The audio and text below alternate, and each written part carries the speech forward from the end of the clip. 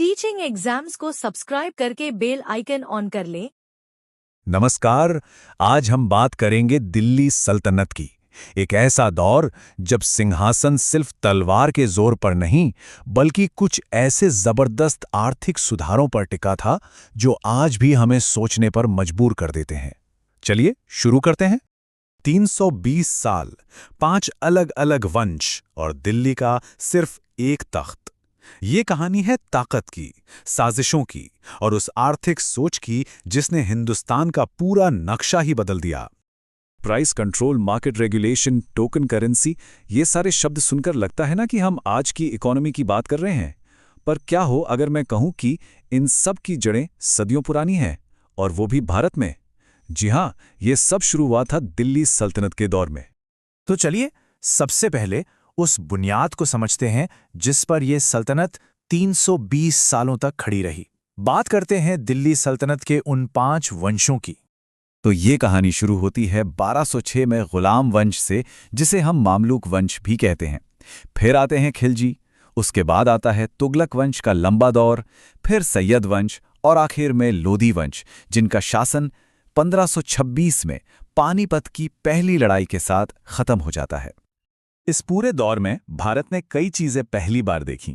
सोचिए, लोहे की घुड़सवार सेना से लेकर सांकेतिक मुद्रा तक, बाजारों को कंट्रोल करने के सख्त नियमों से लेकर न्याय व्यवस्था के विस्तार तक, ये सब उस जमाने के लिए बिल्कुल क्रांतिकारी विचार थे।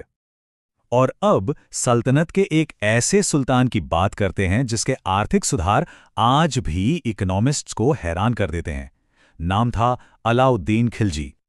देखिए, खिलजी के लक्ष्य एकदम साफ थे। पहला, बाजार की हर चीज की कीमत पर कंट्रोल रखना ताकि आम लोगों और खासकर सेना को सस्ता सामान मिल सके। दूसरा, एक बहुत बड़ी और ताकतवर सेना खड़ी करना। और तीसरा, ये पक्का करना कि कोई भी अमीर सरदार बगावत करने की सोच भी न सके। इस सिस्टम को चलाने के लिए खिलजी ने दीवाने रियासत नाम से एक अलग आर्थिक मंत्रालय ही बना दिया।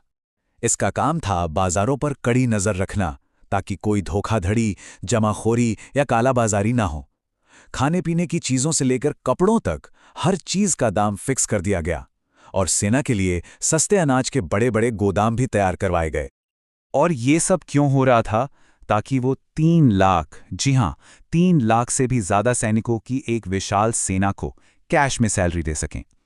ये उस समय की सबसे बड़ी सेनाओं में से एक थी। तो नतीजा क्या हुआ?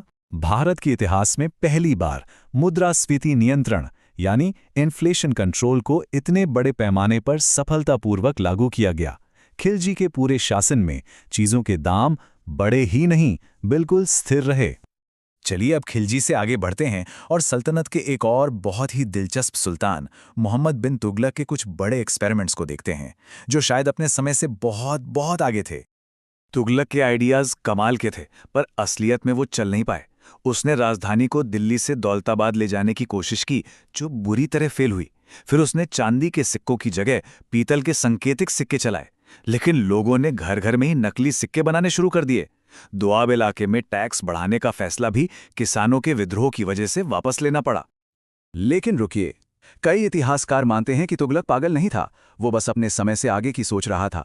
आज जिस फिएट करेंसी या क्रिप्टो करेंसी की हम बात करते हैं, जिसका मूल्य सरकार के भरोसे पर टिका होता है, उसकी पहली झलक शायद तुगलक के उसी असफल प्रयोग में थी।